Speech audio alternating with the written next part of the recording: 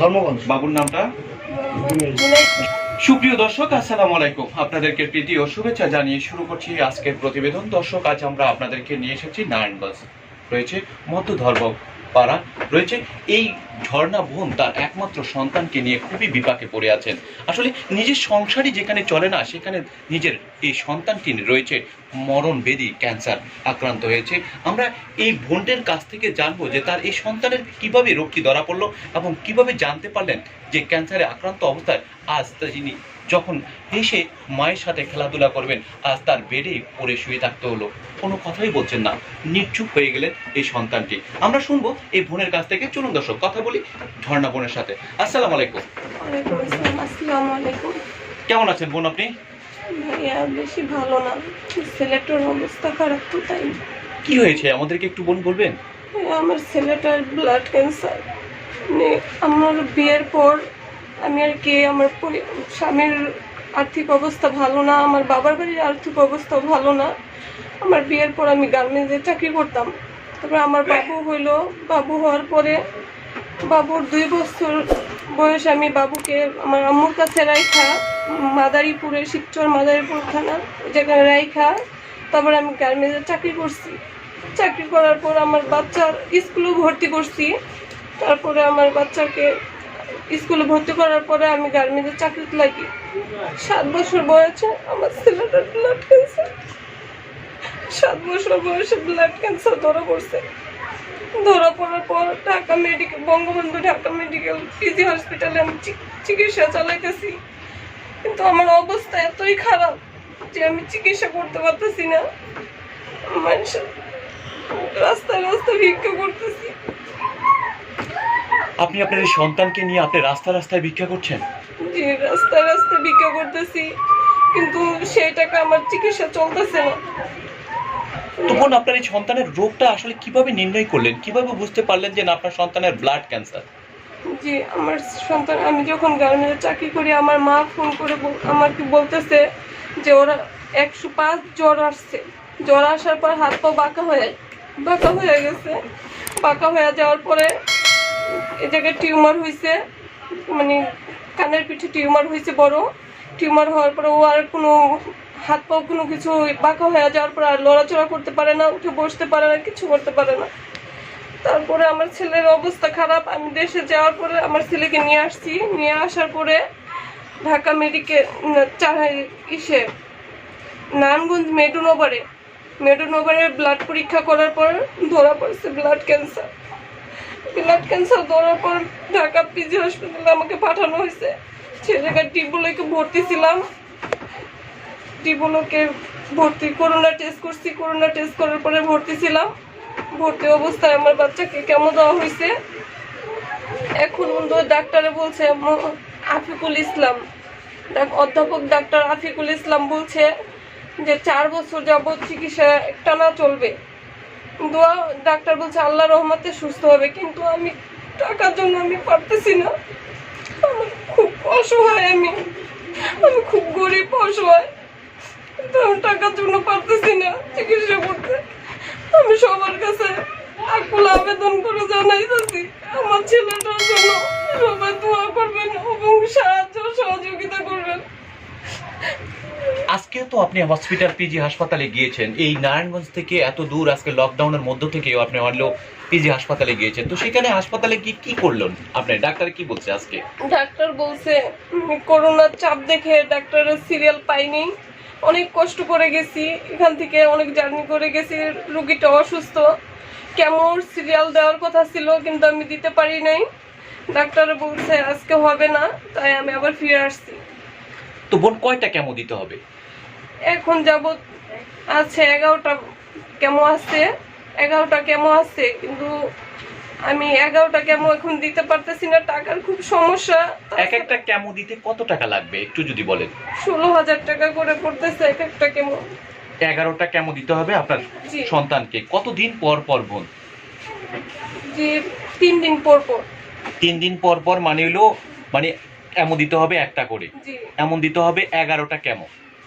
আর এক একটা কেমোর দাম পড়বে কত? 16,000 টাকা। 16,000 টাকা। এই মুহূর্তে আপনার কাছে কি কেমো দেওয়ার মতন টাকা আছে বোন? না ভাইয়া, এই মুহূর্তে আমার কাছে কেমো দেওয়ার মতো টাকা নাই। তাছাড়া সিবিসি পরীক্ষার কি ব্লাড পরীক্ষা দিছে, ব্লাড পরীক্ষাটাও আমি করতে পারতাছি না। মানে মাত্র সিবিসি টেস্টটা করবেন সেটাও করতে পারছেন না? জি না ভাইয়া, অনেক অবস্থা খারাপ। তাছাড়া আমার স্বামীর শরীরটা ভালো না, তারও সে রং মিস্ত্রির সহকারী ছিল, সে জায়গায় কাজ করতে যে মানে পড়ে যে তার কোমরের মেরুদণ্ডের হাড় ভেঙে গেছিল। এখন মানে এমন অবস্থা, সে কাজও করতে পারতেছে না। এখন আমি 10 জনের থেকে সাহায্য তুলে তুলে চিকিৎসা করতেছি, কিন্তু তাও আমি পারতেছি না। এই করোনার সময় কেউ সাহায্য দিতেছে না, অনেক অবস্থা খারাপ। কিন্তু সবার কাছে আমার আকুল আবেদন, আমার সন্তানটা বাঁচানোর জন্য আপনারা সাহায্য করেন, সহযোগিতা করেন। আপনারা সকলের কাছে আমার সন্তানের জন্য দোয়া রইল, দোয়া করবেন।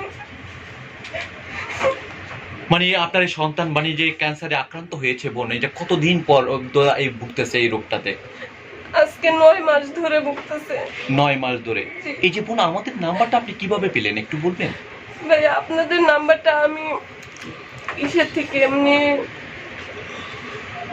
ইউটিউব থেকে জি ইউটিউব থেকে আমি আর কি এটা দেখতে, ইউটিউব চালা থেকে দেখতে যে আর কি আপনাদের নাম্বারটা আমি এটা পেয়েছি যে আপনারা সবাইকে আর কি ভিডিও করে নিচ্ছেন। আচ্ছা, সবার উপরে তুলে ধরছেন। আপনার স্বামী যে টাকাটা উপার্জন করছে বা আপনাদের যে অর্থবিত্ত বা যাই কিছু আছে, গ্রামে এমন কোনো সম্পদ নাই যে আপনার সন্তানকে চিকিৎসা করাতে পারবেন? না ভাইয়া, আমার বাবা নেই, আমার শুধু মা আছে, ভাই আছে। ভাইয়ের ছোট, আমার থাকার মতো জায়গাটুক আছে, মানে ঘর, পুরো ঘর আছে, কিন্তু আমার বাবা নেই, মারা গেছে। আমি অনেক অসহায়, ছোট থেকে খুব কষ্ট করছি, এখন তো খুব কষ্ট করতেছি। আল্লাহ পাক জানে আমার ছেলেটাকে আমি বাঁচাতে পারবো কিনা। আপনাদের দোয়া, আপনাদের সহযোগিতা যদি আমার সন্তানটাকে আমি বাঁচাতে পারি, আল্লাহকে অনেক ভালো। বোন জানি না আসলে আপনার মানে সন্তানের জন্য আমরা কতটুকু আমরা চেষ্টা করতেছি, আর উপরে আল্লাহ হলো সবকিছুর মালিক, তো উনি চাইলেন অসম্ভবের কাজগুলো কিন্তু মানে হলো যেটা অসম্ভব সেটাকেও সম্ভব করা সম্ভব। আপনাদেরকে বোন একটা কথা বলবেন ঝর্ণা, যে আপনার এই সন্তানের সাথে আমরা একটু কথা বলি, যে সে কথা বলতে পারে কিনা, একটুখানি আমরা তার সাথে কথা বলার চেষ্টা করি। আসসালামু আলাইকুম আঙ্কেল, কেমন আছেন? ভালো আছেন? কি নাম আপনার? জুনায়েদ। আমাদেরকে একটু বাবা বলবেন যে আসলে আপনার কি সমস্যা হয়েছে, একটু যদি বলেন। Blood cancer. হ্যাঁ, সেটা তো শুনলাম আমরা, কিন্তু এখন আপনার কষ্টটা কি হয় একটু বলবেন আমাদেরকে? ভালো না। কি সমস্যাটা হয়? গায়ে জ্বর আসে? গায়ে জ্বর আছে, হাত পা ব্যথা করে। হাত পা ব্যথা করে? আপনি কি স্কুল ভর্তি হয়েছেন? এখন তো আর স্কুলে যেতেও পারছেন না। তো আপনার মা আপনার জন্য যে যখন এই যে কষ্ট করতেছে, যে চিকিৎসা করার জন্য মানে আপনার চেষ্টা চালাচ্ছে, যে সব কিছু মিলিয়ে মানে এখন আপনার কাছে মানে কি ইচ্ছা? দেশবাসীর কাছে আপনি কিছু বলতে চান, যারা আপনাকে একটু সহযোগিতা করে আপনার চিকিৎসা চালিয়ে দিবে? অন্তত তারা যদি একটুখানি সহযোগিতা করে, তাহলে তো আপনি অন্তত আবার কেমো দিয়ে আবার সুস্থ হয়ে যাবেন। কি চান আপনি একটু বলবেন? ভালো হতে চান? দর্শক, জুনায়েদ মানে আসলে চাচ্ছে সে ভালো হতে, আসলে এতটাও বুঝ হয় না যে কথা বলবে, নিজের কষ্টের কথাগুলো নিজে কিন্তু প্রকাশ করতে পারছে না। আমরা বোন জর্নার কাছ থেকে আরেকটা বিষয় জানি, যে যারা এই জুনায়েদের জন্য সহযোগিতা করবে, বোনের কোনো মাধ্যম রয়েছে কিনা, কোনো মোবাইল নাম্বার বা কোনো ব্যাংক অ্যাকাউন্ট রয়েছে কিনা, আমরা একটু জানার চেষ্টা করি। বোন, আপনার কোনো মোবাইল নাম্বার রয়েছে? জি ভাইয়া। জি, নাম্বারটা একটু বলবেন। তো বোন, আপনার মোবাইল নাম্বারটা একটু বলবেন? জি ভাইয়া। জি, একটু নাম্বারটা বলবেন। 01741213771। এই নাম্বারটা কি বোন আপনার কাছে থাকবে? জি ভাইয়া। এটা কে রিসিভ করবে নাম্বারটি? জি, আমিও করতে পারি কিংবা আমার হাজবেন্ডও করতে পারে, দুজনেই। বোন, এই নাম্বারটা কি আপনাদের ইমো চালু আছে কিনা? জি ভাইয়া, ইমো চালু আছে। অনেকে প্রবাসী ভাইরা জানতে চাইবো যে মানে হলো আপনার সন্তানের সাথে দেখা করতে চাইবো বা তাকে একটু দেখতে চাইবো যে সত্য কিনা, এই ব্যক্তি কি সেই ব্যক্তি যে আমরা যার ভিডিওটি করেছি, সেই কি মানে এই ঝর্ণা নাকি তার ঝর্ণার মা, জুনায়েতের মা, এই জিনিসটা যাচাই করতে চায় অনেকে। এই জন্যই আপনার মুখে আপনার মোবাইল নাম্বারটি আমরা নেওয়া। তো বোন, আপনার ব্যাংক অ্যাকাউন্ট রয়েছে কিনা? জি ভাইয়া আছে। তো একটু ব্যাংক অ্যাকাউন্ট নাম্বারটি কি আপনি মুখস্থ বলতে পারবেন? আমরা যদি ভিডিওতে দেখাই দিতে পারি, আপনার পেপার যদি সাথে থাকে তাহলে আমরা যদি দেখাই দিতে পারি, তাহলে আপনার জন্য একটু একটা চেক থাকলে আমরা চেকের পাতাটা যদি দেখা দিতে পারি। অনেক প্রবাসী ভাইরা রয়েছে বিকাশে টাকা পাঠাতে পারে না, তারা ওয়েস্টার্ন ইউনিয়নের মাধ্যমে, ব্যাংকের মাধ্যমে আপনাকে টাকাটা পাঠাতে পারবে। কারণ আপনার সন্তানের চিকিৎসাটা একটু ব্যয়বহুল, অনেক খরচা লাগবে। কারণ হলো কেমো দেওয়ার পরেও কিন্তু তার খরচা এখানেই শেষ না, আরও খরচা কিন্তু থেকে যাবে। তো আপনাদের ব্যাংক অ্যাকাউন্ট নাম্বারটা একটু আমরা দিতে চাচ্ছি। তো বোন, আপনার ব্যাংক অ্যাকাউন্ট যদি থাকে, যদি একটু নাম্বারটা একটু বলেন আমাদেরকে। এটা কি আপনাদের ব্যাংক অ্যাকাউন্ট? জি ভাইয়া। আপনার হাতটা একটু একটু উপরে উঠাবেন। দর্শক, ইসলামী ব্যাংক লিমিটেড, ইসলামী ব্যাংক মুদারাবাদ সঞ্চয় লিমিট জমা বই, এটা বইটার আমরা হলো যে জমা বইটা দিয়েছেন তাদের অ্যাকাউন্ট নাম্বারটা আমরা আপনাদেরকে দেখানোর চেষ্টা করেছি দর্শক। স্বামীর নামে, আপনার স্বামীর কি নাম? মোহাম্মদ মুক্তার হোসেন। মোহাম্মদ মুক্তার হোসেন। কারণ নামটা ঠিক আছে কিনা সেই কারণে আমাদের কিন্তু এই বিষয়টা জানা। বোন, আপনি আমাদেরকে বলেছেন যে আপনার কেমোর বিষয়টা একটু ভুল করেছেন ইনফরমেশনটা দিতে। আমাদেরকে একটু বোন বলবেন ক্লিয়ারলি কয়টা কেমো দিতে হবে আপনার সন্তানকে? ভাইয়া আমি 13টা কেমো দিছি। 13টা কেমো দেওয়ার পরে আমার মানে অর্থ সম্পদ মানে যা ছিল আমি দিয়ে আমার সন্তানকে আমি এই কেমো দিয়ে 11টা কেমো দিয়ে যা ছিল সব শেষ করে ফেলেছি। এখন আরো 13টা কেমো বাকি আছে, কিন্তু ক্যান্সার রোগী আমি এখন কুলে করে নিয়ে আর কি রাস্তাঘাটে আমি বের হতে পারতেছি না।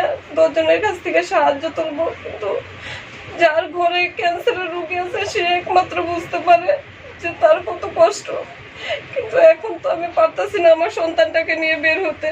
আমার সন্তানের চুলগুলো পড়ে যাচ্ছে কেমো দেওয়ার পরে, কিন্তু অনেক অসুস্থ, আমি এখন রাস্তাঘাটে বের হতে পারছি না। তাছাড়া করোনার সমস্যা, কেউ সাহায্য করছে না।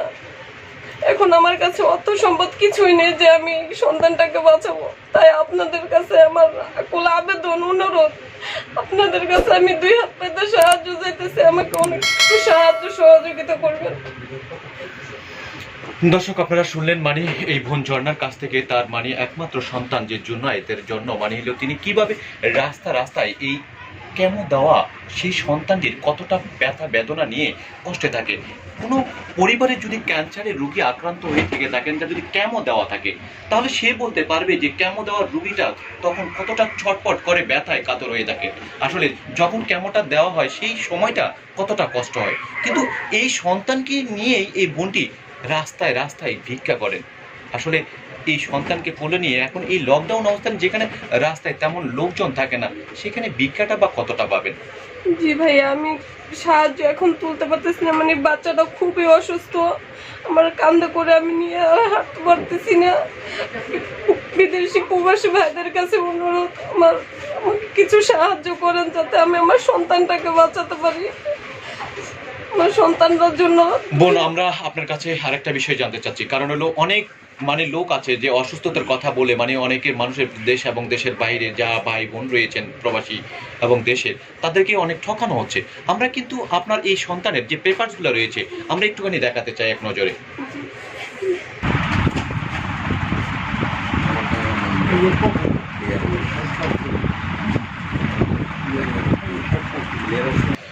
দর্শক, এই জুনায়েতের আমরা শুধুমাত্র এই পেপারসগুলো দেখানোর উদ্দেশ্য হলো একটাই কারণ অনেক প্রবাসী ভাই আমাদের কাছে কমপ্লেন করেছেন যেগুলো সম্পূর্ণ মিথ্যে বানোয়াট।